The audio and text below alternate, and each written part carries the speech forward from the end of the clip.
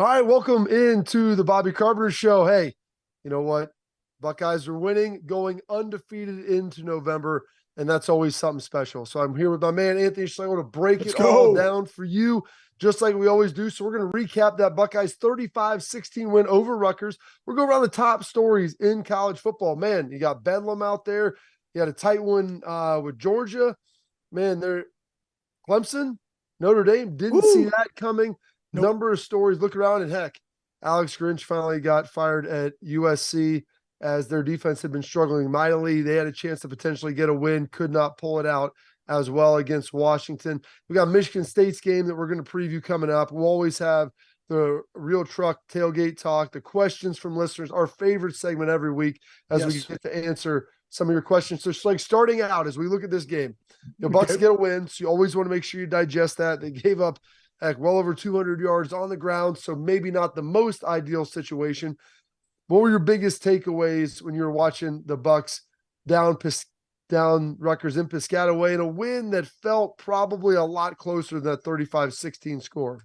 Yeah, well, I think they had the cover, right? I think it was 18 and a half, so they won by 19 and they got the over. So I guess everybody is good about that. You did what everybody thought you would do. But you said the 239 yards on the ground. They also had the ball for 20 more plays, right? That's part of complementary football, right? And the offense does what it does and converts third down. And, I would just say this, like, holistically looking at that game, I just want everybody to understand, like, that was a physical football game. And I mean, our guys were flying around hitting, so was Rutgers. I mean, you saw guys going backwards, and that's what we love to see, man. Football is a collision sport. I mean, that's the beauty of the game, especially when you play defense. So I would say that. I'll say this: Rutgers is a very veteran team. They got nothing but juniors and seniors. Their D was like fifth fewest passing yards in the country. They were only giving up 148 yards in the air. I mean, really good defense, really veteran defense. They run the football. That's what they do. We understood that. But my takeaway is this: Travion Henderson is a game changer for Ohio State football. They had a great stat on TV. When he's in the game, they average 155 yards versus 97. And 10 plus yards plays are 17-8. He is a difference maker. We saw it out of the backfield. We saw it on a short check down. That check down, by the way, he catches that ball, outruns the angle of the linebacker. Oh my goodness. Turns it up. I mean, it's 3rd and 10. Thinking, okay, you tackle him for a 7-8 yard gain, you get off the field. But not only did he pick up the first down, Schlegs, his ability to run that thing like the L drill, bend it back, and then cut it up, and then lay on the afterburners, man. He has some serious speed. And you know what? He hadn't played for like 4 or 5 weeks heading into last week. And you know what? It looked evident not because he was rusty, but we talked about last week. He's an explosive guy. Yes. But man, he also looks like he has really fresh legs. Yep, he has fresh legs, and he's running. We talked about last week. He's running with a chip on his shoulder. He has something to prove. And so I thought the offensive line blocking was a little bit better. Here's the other thing too. I love what Ryan did with the 2-back set, and we talked about it last week. Him behind the quarterback. It gives him, the ability to read. Yeah. And we saw that on a couple plays. It might not be there, so I'm just going to go and I'm going to make sure I get 3 to 4 yards. If a cutback is there, boom, he cuts it and he gets vertical really quickly. Allowing him to have that depth really, really helps him. So that was one thing. 2, I think people forget in this game, you beat a quality Rutgers, and part of this is that we're not used to Rutgers being 6-2. They have a veteran team. They do what they do. They played really hard at home. They're a good football team. However, you still were able to win by 19 on the road after beating Wisconsin in a really physical game at night on the road. And you did it without Cade Stover. You did it without Ransom. You did it without Burke, and you got Emeka back. So, again, we're able to win these games without some key guys and still do it effectively. Do I like the turnover? Absolutely not. But I will say this defensively, besides the physicality that I saw, Tommy, Styles, Proctor. I mean, dude, Proctor has been playing his absolute face off. He had, I think, Schlegs, in the red zone, I think he had 3 straight tackles down there on that one possession that turned him away. I mean, he was absolutely tremendous. And you know what? That brings up a great point. Remember earlier in the year, we talked about like just continuing to get better week in and week out. And early on, we talked about run fits and being decisive, right? Understanding where I got to go. Do I leverage this thing? But also with that, where is my help? And so if you're a safety and you're coming down, and that linebacker doesn't do his job and kind of guesses. Now you're displaced further away from the ball. But when a linebacker goes in, knows exactly where he has to fit, and declares it like our guys have been doing, that fit is much cleaner, and he's just coming full speed ahead. And guess what? Styles and Proctor, like, guess what? They will do it. And I will say this, the thing in that game, the game changer, was that pick six. Oh, because absolutely. That was the turning point of the game. It gave us the momentum back. So Hancock, way to go. He's a Silver Bowl of the week, but that was fantastic.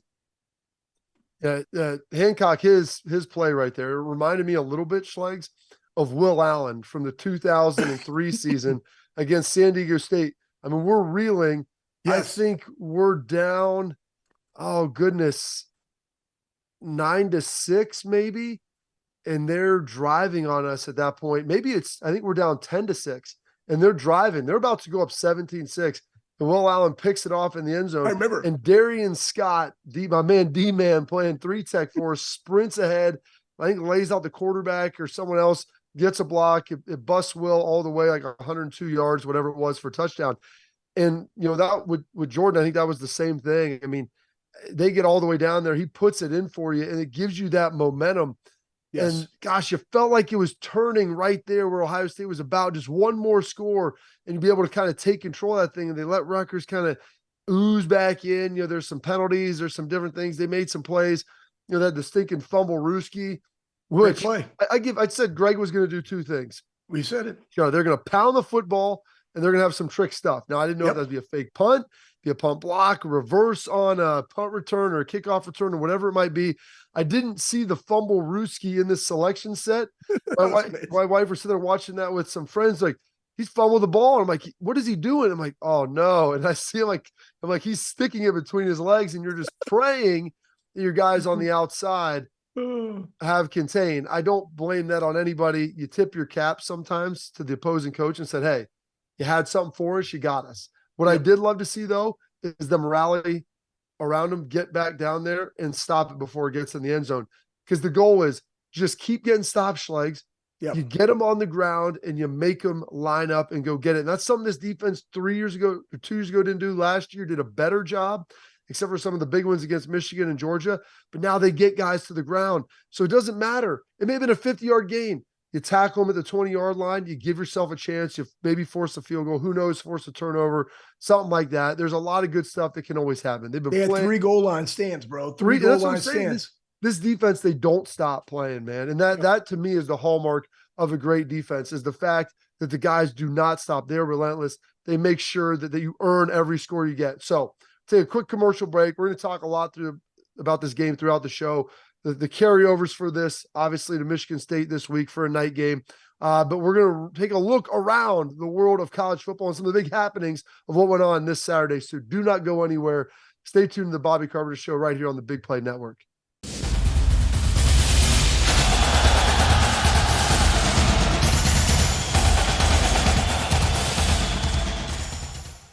All right, welcome back into the show. My goodness, it is November. And Schlegs, as Tress always said, November, well, it's for contenders. And we'll see who some of the contenders are in the world of college football. We're going to start, Schlegs, you're a Texas guy, the state just north of you. Yep. Bedlam. There's been 4 college football series I saw that are intra-state rivals that started playing prior to that state actually receiving statehood. It was just a territory. I think Washington and Washington State are one, maybe Oregon State. There's another one out there somewhere, but right here, Oklahoma State, Oklahoma, Bedlam. They've played it, well over 100 times. Oklahoma has overwhelmingly won the majority of them. Mike Gundy has not been great as a player, as a coach in this series, but Oklahoma State beats them 2 times in a row for walk-offs. And this one is the walk-off for good. Maybe some questionable no calls late where the official maybe held on to his flag when there was maybe a little wheel route they could have thrown the PI on, but it doesn't matter. Oklahoma State 7-2. They've climbed back into this thing. Oklahoma now probably losing their chance to make the CFP, even if they ultimately win the Big 12. Yep. And that's for the Big 12. That's not what you want to see. But that being said, Oklahoma State, again, we look at big games, we look at rivalry games. What does it boil down to? Part of it is turnovers. Oklahoma had 3. Oklahoma State had 0. So that really goes into why you're able to win 27-24. Now, Oklahoma State, they're on a 5-game winning streak. Oklahoma's now lost 2 in a row. And then you look at Oklahoma State and what they got to do to get to the Big 12 championship game. They have UCF, Houston, and BYU. Obviously, I'm not going to say guaranteed wins, but win, games that you should win. So they've set themselves up, for a good opportunity to be in the Big 12 championship. Absolutely. So they've got an opportunity right there. This Big 12 is crazy. There's a bunch of teams with 1 or 2 losses in conference. We'll see kind of how that plays out. Texas barely survived BYU, which we'll get to here in a minute. Alabama, LSU, a game that looked like LSU could potentially win. Wild scoring in the first half, slowed down a lot in the second half. Jaden Daniels gets hurt.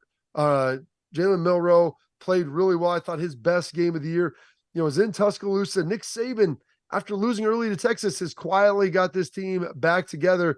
They're playing a physical breed of football. Defense is, I think, making strides. They're stepping up, and they might have something to say about this whole college football playoff before it's all said and done, Schlegs. Yeah, it was tied going into the second half, but I think what they've done is Milroe being their guy, they understand what he does well. Yes, he can throw the ball, but you don't need to lean on him only for throwing the ball. He also had 20 carries for 155 yards, I believe. So, that's what they do, which also helps the offensive line, especially it really affects defenses when you have a running quarterback that can also beat you with his arm. So it's just another piece of the puzzle that you have to go against. And again, for Alabama being able to, win the West, think about it. They got Kentucky, Chattanooga, and then at Auburn. So, here we go. Bama's got it set up. They should be good to go to probably play Georgia, assuming Georgia holds on, takes care of business the way they should. Big game out west, Washington taking on USC down in the Coliseum in LA. Tight game. It was 45-42. They're driving. Caleb Williams throws at balls, tipped, it's intercepted. Man, you feel like if they are able to get a score there late at the end of the game and take the lead, that there's a good chance that they could ultimately win it. Instead, they go down 10, and that was basically a wrap. And Alex Grinch fired after the game, relieved of his duties as defensive coordinator, as they gave up 52 to the Washington Huskies. Bumpy, and that's been their Achilles heels. And you know what? We saw it now. I'm not going to say that it was that bad at Ohio State, but it's when you have an elite offense like they do, but you still can't stop people, there's a problem. And that's been their Achilles heel. So, it's hard with the caliber of quarterback that you have and you're not able to get it done. And there's such high expectations in his opportunity earlier in the year to potentially win a second Heisman. But Penix went out and did what he had to do, man. 256 for 2 touchdowns. Yeah, when it mattered most, he rose to the occasion and did what he had to do. So the other thing is, they couldn't stop the run either. Dylan Johnson rushed for 256 yards. That's bumpy. That's bumpy. Yeah. When you're giving up over 300 through the air and over 200 on the ground, that's a heck of a day. And Michael Penix, we knew what he was going to do. The one player, he's rolling to his left and gunned one down the line for a touchdown on a 3rd and long. Unbelievable. He made some nice plays. Heck of a job there by Michael Penix Jr. USC, you thought that they might be able to outscore them. If that would have been the case, all chaos would have been going on in the Pac-12 because they would not have had an undefeated team. But Washington does survive in advance. I think they have Oregon State and then also the Apple Cup left. So they have Utah coming up this week. This week they have Utah. That's a big one. And Utah beat up a little bit, maybe struggling more than they should. Texas barely survives Kansas State, goes to overtime. Kansas State, I think, hits a long field goal to push it into overtime. Texas, if they win out, I think they've got a pretty good shot at getting in the playoffs, Schlegs. Yeah, they do. They got TCU, Iowa State, Texas Tech, and then probably Oklahoma State or Kansas, I believe, potentially in that in the Big 12 championship game. So they control their own destiny. They're still without Quentin Ewers. Once he comes back, number one, can he not throw interceptions and make sure he has good ball security? And if they do, they will be able to be there. Absolutely. And then before we get out here, one game that maybe didn't have crazy implications, but Notre Dame traveling down to Death Valley to take on Clemson, lose that game to the Clemson Tigers 31-23. It seemed like that was the game I thought they were going to be burying Clemson. They would have been 4-5. Instead, Dabo Swinney goes on an epic Wolf of Wall Street rant afterwards. Buy Clemson stock right now because we're not going any lower. There was a lot of passion, a lot of fire. And it looks like Tyler from Spartansville or Spartansburg, or wherever, may have got them juiced up just enough. That kind of hurts Ohio State's chances, though, because you thought Notre Dame would maybe be a 10-2 team at the end of the year. looking like probably more 9-3 now. A huge win for the Clemson Tigers. Yeah, it was a huge win. I mean, Sam Hartman, I believe, has never beaten Clemson. And in that game, again, they're well coached. I mean, their record is 4-4. So you as Notre Dame going in there should definitely have won that game. However, man, it's still difficult to win. Like, that's why you always say, you know, the chance to go 9-0, right? I mean, it's just the opportunity to win in advance. And people, I think, sometimes forget about that. But again, in games where talent is somewhat equated or you're on the road, turnovers are paramount, and they had 2 in that game. Absolutely. Well, actually, they had more than that because that was a bump when they had a punt that they got muffed, and it gave them really good field position. So the muff punt's like the worst toner ever because it gives you massive. Your defense gets a stop. It's a massive field position swing. So brutal right there. Obviously, that happening. Obviously, struggles a little bit. But coming up, Michigan State, 3-6, 1-5 in the Big Ten. Yeah, it's a nice dub against Nebraska. Schlegs got a little momentum for Sparty here, moving ahead. What should we be looking forward to? It's a night game. It's at the Shoe. It's exciting. We'll break it all down and what you need to know as the Ohio State Buckeyes take on the Michigan State Spartans in the Horseshoe this Saturday night, 7:30. Be there or be square. It's the Bobby Carpenter Show right here on the Big Play Network.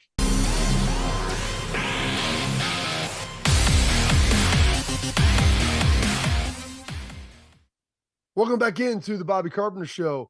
Here with my man, Anthony Schlegel, and the Bucks are rolling heading into November. 3 games remaining. Michigan State, Minnesota, both at home, and then the game up north. The best part about being 9-0 Schlegs, well, it's a chance to go 10-0, and they get that against the Michigan State Spartans here this weekend. And that is very, very exciting. Only 2 times left for the seniors down the tunnel, so it's something that you got to always look at there. And before we even get to that game, I mean, this is something where I always tell those guys, and I tried to do this our senior year because I knew senior day was just going to be a mess. You got so many things going on, and you run out individually. But like, this is the last chance for like the guys who are on their way out to run out of the tunnel as a team at Ohio Stadium together. And so you try to cherish that and you try to relish that. It's probably going to bring in a little bit of emotion, a more emotional level than maybe you thought you had before. Yeah, Bobby, that's a great point. And you know what? Here's the thing, though. Like, it doesn't matter whether it's Ohio State or high school football or any other college that you decide to play football in. Like, the last one matters. I mean, just think about the I think it's the 1%ers, right, that go on to play at the next level. And it's very different because you never know when that time is because it's such a business. But this college is just so beautiful, much like high school football, is that you've been in that class for 3 to 4 years. High school, obviously 4. In college, it's 3 to 4, maybe even 5. Some people now, because of the portal and COVID, it's 6. So I digress. But you're absolutely right. Like, this is the last time that you get to run out with your boys as a team. It's going to be fun, man. It's at night, and you're playing against Michigan State. Though Michigan State is 3-6, they snapped a 6-game losing streak by beating Nebraska, which I did not see happen. I thought Matt Rule had some juice being 5-3. I also didn't see Wisconsin losing to Indiana either. But that being said, it doesn't diminish the fact of what you said. And the reason that we do this, and they talk about this in the Woody all the time, but it's about your teammate, right? It's about the brotherhood and being able to collectively go out there together and do it one more time in the Shoe is something that's very, very special. It really is. And so this will be a night game. So at another level of intrigue, Michigan State, they're throwing everything in the kitchen sink out there at Nebraska in that game. Like you said, Wisconsin lost to Indiana, which no one saw coming either. I mean, that's just kind of where we're at with how weird it is. I mean, Michigan State, obviously, Mel Tucker being fired earlier this season. You're rolling in with an interim coach. Mark D'Antonio is back on the sideline, kind of helping out a little bit. I mean, they've got a ton of different stuff obviously going on. They haven't been fantastic, to say the least, this year. Not averaging a ton of points, 18.2, good enough. Yes, for last in the Big Ten. It's like, by the way, that's less than Iowa. So Ohio State yielding, I believe, 10.8 points now in Big Ten play, giving up 16 to Rutgers, obviously above the average. Hurts that a little bit because they were giving up like a solid 10 all season long. So it pushed it somewhat. I can't imagine Michigan State being able to muster more than 14, probably 10 tops against this defense. Yeah, that's here's my snapshot that I wrote down about this game. Beat the crap out of these dudes. I mean, honestly, that's Beat them what off the field, Schlegs. Yeah, I'm not going to beat them off, but I just absolutely just destroy them but within off the confines of the lines. I don't want to take it that far because after off the field, I want to just go into the locker room and get a Donato's and take it home and get some calories in me. However, here's the thing with Michigan State: they're 3-6. They have nothing to lose, man. They got 0 to lose. I mean, they're going to try to hit you. They're going to do everything they possibly can.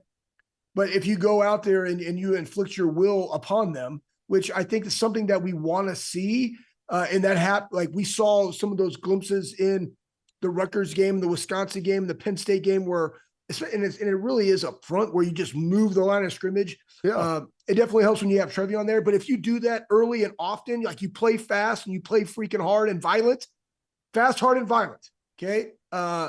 It should be 49-0. I mean, so I'll give them 6, right? But they probably won't go for 6, but they'll probably go for it. So, you can say 10. I would like to see a big number. Now, they give up 27.8 points a game, Bob. It's not like they're just juggernauts on defense. I mean, they only score 18. They give up 28. I think our offense is better than that. So they're going to take a playbook out of what we saw from Rutgers, and that was play zone, bend, don't break, keep everything in front of you. Again, by the way, they weren't bracketing. I don't know if they have corners. Marvin. Like Rutgers had corners. They had dudes some that are dudes. long and good. I mean, they were very impressive on the outside. Greg Schiano on that team coached up really well. I don't know if Michigan State, it's crazy to say this, but I don't think Michigan State has the same horses that maybe Rutgers does. I thought that would come out of my mouth. That's real talk though, Bob. But that's also with coaching, and it's also with development, right? So there's a bunch of things in there, but to your point, they're going to play zone. Now they're probably not going to be as coached up as Rutgers was because those guys have been in there. They got continuity. They're older. However, they give up, 214 passing yards a game. They're 86 in the country in rushing defense or rushing the ball. They're 115. So I'm feeling good about us stopping the run and making them one-dimensional. So that being said, the thing is, Ryan Day said in this game, the point of emphasis for the Rutgers game was ball security. Yep. And we didn't have that. So guess what? The point of emphasis in this game, ball security. Yeah. And let's put an entire game together. I'm talking special teams and offense because we already know the defense is there, man. Because they show it week in and week out. They are consistently who they are. We need the other two ones to put a complete game together. We really do. And the special teams, like the punts, the fade. I mean, we got to get that stuff kind of figured out. And well, it doesn't hurt you until it hurts you. It's the old adage. I feel like we're getting to the point now where it's like we might get stung by some of these different moves. If we're gonna run a fake, great. We got to execute it. You've got to execute it, go get it. And if we're not gonna run a fake, then let's not think we're gonna run a fake and make sure that everybody's on the same page. There's just a lot of stuff there that you need to get cleaned up. Like these things aren't gonna hurt you against Michigan. Minnesota, a little bit better. But these next 2 games, like I want to see clean football from the Buckeyes. You mentioned Ryan with the ball security. That's huge. Let's not also forget Tommy Eichenberg hurt against Rutgers. Look like an arm injury. We'll see. I mean, Tommy Schleg's the old saying, like tough as nails. Like, dude, yeah. Tommy is. He's tougher than a $2 steak. Like, if he can be out there, he will. I don't think Lathan Ransom will probably be back quite yet. Hopefully, Proc, like, it's just precautionary. Look, he went in the 10. I think he was okay. So hopefully get him back. If you can get Denzel Burke back, like, you'll feel a lot better about maybe where things are for this team with their defense. But the good news is they've been playing a lot of guys. Yes. And they've been still playing well. When you're starting to roll out some dudes now who haven't played a lot of ball and still getting stops, that's big time. Yeah, I'm going to say this very briefly because I know we're up against it, but that's why we have depth at Ohio State, and it's also why we're able to win these games with guys being out. Side nugget, listen, we're not talking about soft tissue injuries here, guys. Everybody's like, well, is it the strength staff? Is it the athlete? Time out. Again, I said it's a collision sport. Right? Things like that happen. Bones break in this sport. I mean, Proctor, shoulders get dislocated. Like concussion. Denzel Burke. Right? These are concussion things. These are things. I mean, like train more neck. What do you do that? Hydrate more. They do that. So what do you do for like skull thickness? I mean, how do we do that? You're born with it. When you're 14 years old, you jet lockers with your face and you just develop a forehead, right? That you can run through a brick wall. But that's not everybody. Okay. That's just somebody. And so like you can't look at the things that are transpiring as things that happen within the program. They're not. They're a direct result of dudes playing really hard physical football in 3 games in a row where it's really physical football in Penn State, Wisconsin, and Rutgers. But side nugget, you have depth you have got, and I will say this, I think the I mean, guys. Malik Hartford came in and played well. I mean, for being a Matthews true Jr. played again. We got dudes that are playing really good ball that are really young. And that's a tip of the cap to the coaches, not just focusing on the top 11 from the very beginning, but everybody, because you never know when your number is going to be called. And that's a direct reflection on the coaching. Well, it's like Pokemon, Schlegs. You got to coach them all or catch them all. Not sure where we're going with that. Going to take a quick break. We're going to take a look around the world of college football now at some of the upcoming games and preview what we're going to see. Huge one this week in the Big Ten. Yeah. We'll give you all the news and notes you need and preview those games coming up here on the Bobby Carpenter Show on the Big Play Network.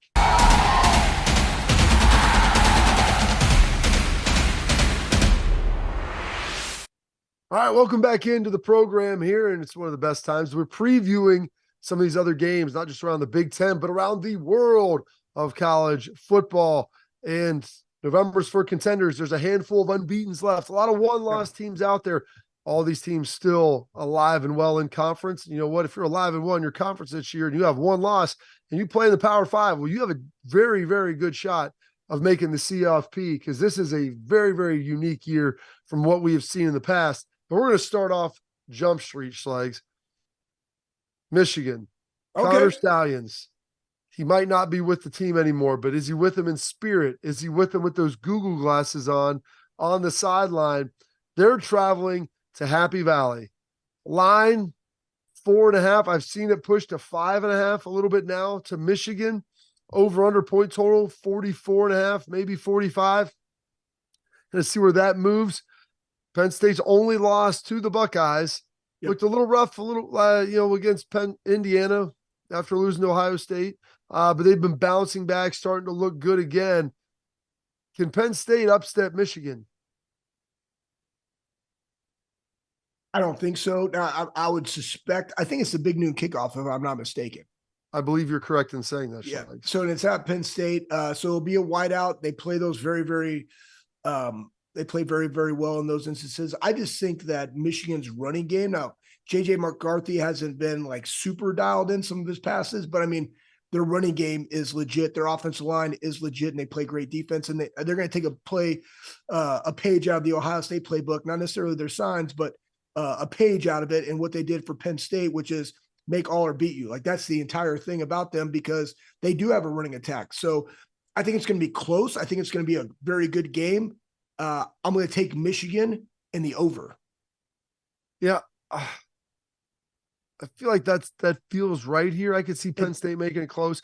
The question remains, I was talking with some people, around the Big Ten and, at Ohio State about this. Like, you can change your signs up, but I mean, are they still doing this? Like, is there any proof that this isn't still happening, that their guys still aren't out there? I mean, no one really knows, the extent of this, the duration, except for a lot of the coaches and the teams that are involved. Right. And so how much of a competitive advantage has this been? Like last week against Purdue, it's not telling you anything because Michigan's just better. They're going to go out there and make plays.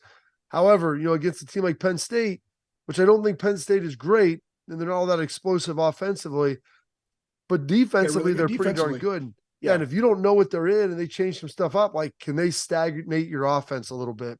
Yeah. And that's the question I'm going to see. I'm going to have an eye on this game because I think Michigan and Ohio State are up here and Penn State's still a little bit of a drop. I don't foresee them being able to win, but this is going to be interesting to watch Michigan the next couple of weeks. And then also to see what the potential fallout will be for Jim Harbaugh and if this is a distraction to their team. And here's the thing, guys. I mean, if you're Ohio State, like, who cares? Like, you gotta, like, this is the hardest thing. And we all do it, but we all get caught up in allowing social media and the news, right, and things that come out to, like, take time, energy, and effort away from what you got to focus on. And if you're a player or a coach inside the Woody, it's to beat Michigan State. That's what you do, right? Now, again, you're the number one team in the country. Will they be there this week? I don't know, but I will say this: control what you can control. Don't allow anything else or speculation get in the way of you going out there and doing your job. And really, at this time of the season, it's about having great, clean, crisp practices and making sure that you rest, recover, and regenerate your body to go be maximized on game day. And guess what? We need to see a complete Ohio State football game. That's what we need to see. That's the number one most paramount thing for Ohio State. Absolutely. And then looking around, down to the SEC, got a Sure. East and West matchup coming up. Ole Miss, I believe, sitting there at 7-1 or 8-1. 8-1, yeah. 8-1. I mean, they've been playing some darn good football. They're 5-1 in the SEC. Probably out of it in the West unless Bama loses. They're not. That's that. I still think they're out of it now, regardless, given the fact, Bama just has Auburn left. If the Honor Bowl, maybe they have to lose both of their games to have a shot to get it going right there. But Ole Miss, 11.5-point dogs to Georgia, over under set at 56.5. Lane Kiffin, I mean, they've been running the ball pretty good. I give them a shot. I don't think that there's a good chance that they win, but I believe that there's a shot that they could pull out a victory. Yeah, I think it'll be kind of back and forth. I mean, Missouri, I believe it was tied at half. Oh, yeah, Missouri gave them all they could handle. Like, if they wouldn't have got bogged down a little bit at some different points, I think they had a good chance at winning. I mean, I was watching that game in the airport this weekend, and man, it was a very dynamic game. Mizzou gave them some issues, and Georgia, like, they're vulnerable on the defensive side. They can be had. Yeah, they can. And I would say this, like Ole Miss, if they're going to win this game, they got to be better on third down versus Georgia.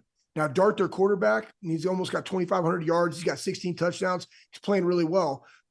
Beck, 2,700 yards. Young guy, 16 touchdowns, 4 picks. But I'm going to say this. In order to beat Georgia, you got to convert on third downs. You got to win the time of possession battle, and you can't turn the ball over, especially when you're playing in Athens. Well, that's what Missouri did a pretty good job of. They did. They did a pretty good job of hanging in there and keeping drives alive. Because you've got to stay on the field. It's really easy, Schlegs, as we've talked about, to be a great defense when you get off the field on third down and they don't ever get a chance to see a lot of what you're doing. You don't expose yourself. Your guys don't get tired. They're playing fresh. They're playing from ahead. So you get a lot of those opportunities. And so you've got to stay on the field. You've got to put them in a situation where, hey, they're going to be able to be challenged. Then lastly, Miami sitting there unranked. I think they're 6-3 at Florida State, obviously undefeated. Florida State, top 5 program in the country here. Florida State, they really haven't been tested since Clemson. They went to overtime. Clemson had a big win against Notre Dame. I think Miami has some players. I think that they can challenge Florida State. I don't know if they get the win. The fact that this is in Tallahassee, I think, makes all the difference in the world. But I think Miami can press Florida State just a little bit, Schlegs. Yeah, I mean, here's the thing, though. If you look at the landscape and the Washington and the Pac-12, and then you got the Big 12, Oregon State, ACC, undefeated, winner of the Big 10. Hopefully the Buckeyes, undefeated. You have the SEC, maybe Alabama with 1 loss, right? But Georgia could be undefeated. And then you have the other 2, right? So again, in this game, Florida State, you're at home, accomplish the mission and beat a team that you should beat. All right. Schlegs, it's our favorite segment of the week. Yes. Every week coming up next, a little real talk brought to you by, or tailgate talk brought to you by Real Truck. That's coming up next where we answer your questions. So stay tuned right here on the Bobby Carpenter Show on the Big Play Network.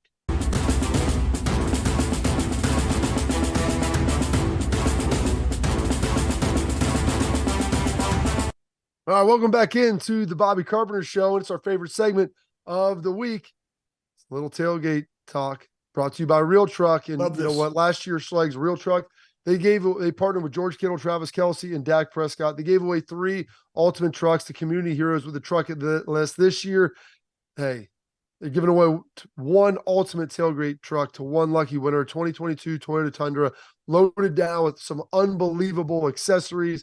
It's got a Pro Comp 2.5-inch lift kit, a Rhino rack, Pioneer platform roof rack. There's all kinds of goodies on there, Schlegs. They do such a great job. So listen, you're going to go follow Real Truck at Real Truck on Instagram. Check out everything. They got a link in their bio. You can go to their website, see some of the great goodies that you've got too. Well, let me tell you something. I got every goodie. I got 2 winches, 1 for each of it. You know what I'm saying? And again, they got that Rhino rack. That's pretty sweet because then it's got like a little sunshade thing that you can go over there. That way you can put your, lawn chairs under there while you got the grill on the back that swings out from the trailer hitch. It's pretty legit. Yeah, there we go. So go check them out. So now some of these questions. Yeah. In the tailgate talk, which is phenomenal. Number 1 question, Schlegs, coming from John. Come on, what John. are your thoughts on the improved running game the last 2 weeks? O-line playing better, Henderson back healthy, or a combination of both? Henderson coming back. That's number 1. He's a difference maker. He has everything you want, man. Speed and power, and he has great vision. I think that's the number one driving factor, because there are some times where they didn't get a ton of movement. It was like an inside zone play, and he was able to cut it back. There's other times where it's kind of gap, and he was able to hit it, and the offensive line did a really good job of getting to the second level. So I would say it's a combination, but it's probably 70-30. What about you, Bob?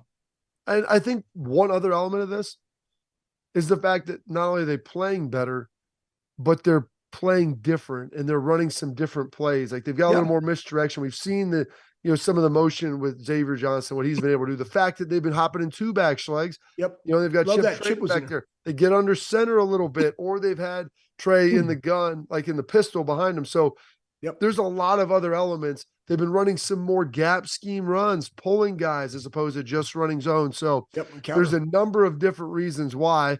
I think part of it, a decent chunk, is Trey and how explosive he is. That's a good point. Getting some good push, but then also the formations and the type of runs, I think are coming into play in a pretty big way, because it just slows down the linebackers pretty dramatically. Yeah, especially listen, it's going to pay dividends later on when you play Michigan, because he's such a threat. The linebackers are going to want to stop the run. It's going to open up those short intermediate routes behind him. Absolutely. When you get the run game going, everything else is easy. Like, no doubt. You got to change what you're doing. So it'll help, especially when you got a guy like Marvin out there. Yep. Next one coming to us from Greg Shank. Come on, Do you think McCord is locking onto his primary receiver too quickly? And is it because of the offensive line isn't giving him enough time to see the whole field?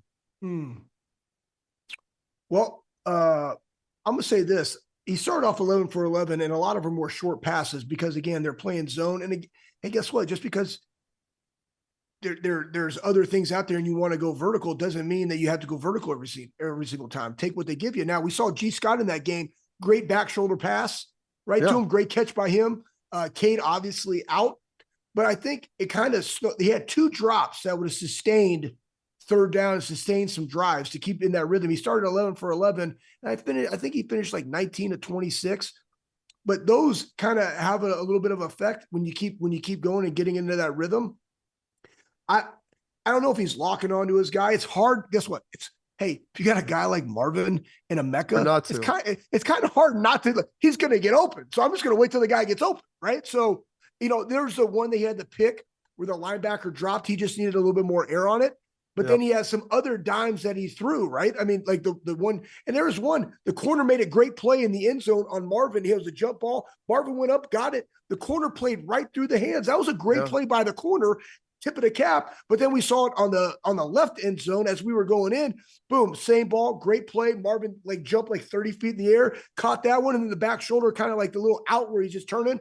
That was a great pass. So is he doing it? I don't know. The biggest thing to me with Kyle is that you just got to be able to secure the football, because when you have a defense like this, the number one job you have is to not turn the ball over and distribute it accordingly, especially when you got Trevion. And he's done a pretty good job of that for the most part. A couple of things G's got a really nice catch. Also had one where he was camped out, in front of the zone. It would have been probably a 15-yard gain. There was a drop. That hurt. Marvin is still uncharacteristic. He'll make some great tons of great catches, but he's had some, uncharacteristic drops that for him, he usually brings in. So I think those are playing into it. There was one, I think, where Marv was wide open and the ball got tipped, I want to say, at the line. It did. Yeah. It did. And so there was some other opportunities for plays, and Kyle's still battling that that lead ankle injury. That's something that's real. So you have a hard time stepping and leaning into your passes, especially when they're getting pushed in the pocket, Schlegs from you. So I think that there's a little bit of that playing into it. And the offensive line, they need to firm that up for him to give him time. If you give Kyle time, it has been proven that he will pick you apart. And I think going tempo helps a little bit too. But you have to balance going tempo when you're playing a team like Rutgers, the Greg Schiano, who's just going to sit on the ball, because the last thing you want to do is go a quick 3 and out, or even, run 5 or 6 plays and score in a minute and a half, because then you just put your defense back on the field. And you're playing so well, you don't want to overexpose those guys, obviously, to some things. Which is exactly what happened. Yeah, and so that's really it's a fine balance that Ryan's trying to juggle here. And I think he's doing a good job with it, but there's just a lot of questions, because Kyle's probably better, Schlegs, in the hurry up, when they're going no huddle and with tempo. Yeah. And then lastly, coming to us from BC, who are the biggest crybabies in the Big Ten? You take this one first, Bob. I don't know, man. I mean, great question. I have no clue. Go ahead. I don't know. I mean, when you go team up North Schlegs, I mean, they seem to be whining an awful lot. The fact that they got caught with their hand in the cookie jar, but they had like 5 hands in like 4 different cookie jars. So they're trying to figure that all out. I mean, I don't know. Like different teams whine about different stuff. Who knows what it is? Yeah, I will say this. When you're a player or a coach, like who cares? You know what I'm saying? Like it doesn't matter. It doesn't affect you. Like you have a job. I will say this. The hardest part about this is that with whether the sign stealing and it's illegal and the rules or whatever, I think the one thing that's missing in all this is that it's about winning games. Yep.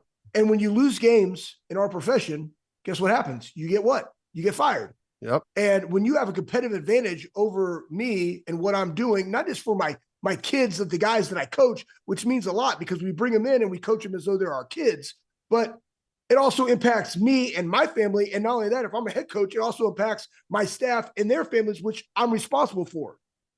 So that in and of itself is difficult. But as a player and as a coach that's not necessarily a head coach, don't worry about it. You got to go do your job, which is game plan, watch film, and help coach your guys to be their max capacity, and reach their ceiling. All right, Schlegs, coming up, we're going to wrap up the show. One Buckeye had a massive day on Sunday in the NFL. He may have busted a narrative that's kind of been out there for a while. We tell you who that was and how they played. And man, how humble was he? And it was a great, great performance. Yes. Taking one last break here. Stick with us as we wrap up the Bobby Carpenter Show right here on the Big Play Network.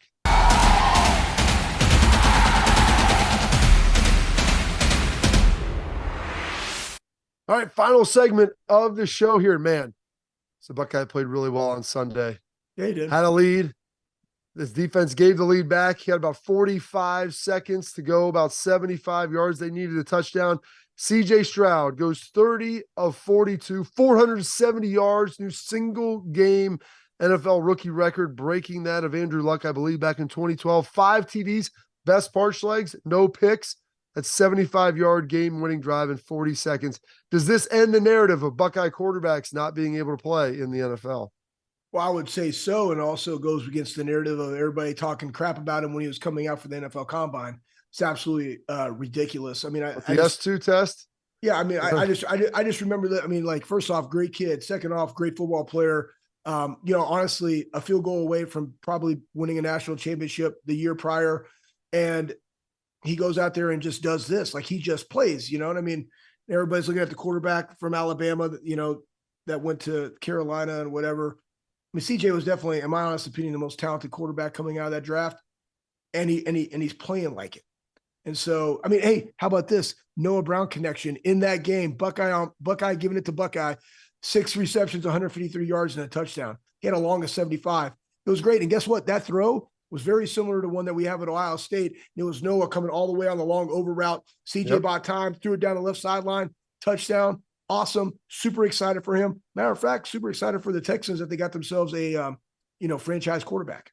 Absolutely. They're in the thick of it, man. CJ's played well, Schlegs, and I've said it now, and I'll say it till the day I'm done. I mean, nobody throws a better ball than CJ Stroud. It looks really good. So thank you for staying with us.